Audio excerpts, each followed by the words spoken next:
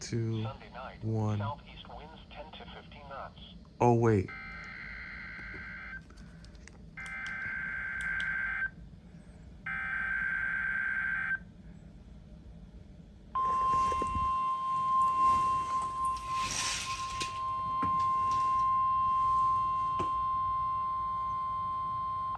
This is a test.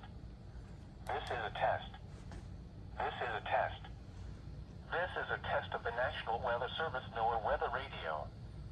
The preceding signal was a test of this weather radio station's public warning system.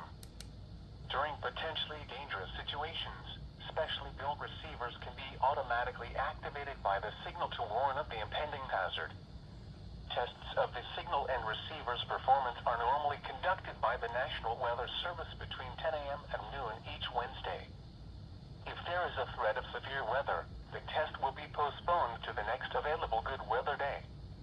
Reception of this broadcast, and especially the warning alarm tone, will vary at any given location.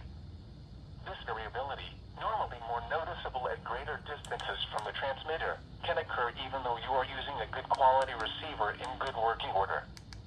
The warning alarm tone will be activated for hazardous conditions. The station you are listening to, and the county is at the top of each hour.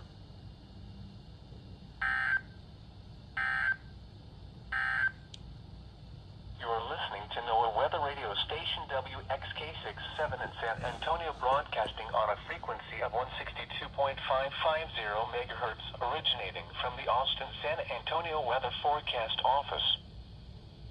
The current time is 11:01 a.m. Central Daylight Time. So it's just WXK67 that we were able to catch it off of. I couldn't receive it from any other stations. Racing to 20 to 30 miles an hour after midnight. This is a test of the National Weather Service NOAA weather radio warning alarm system. This test is conducted every Wednesday between 11.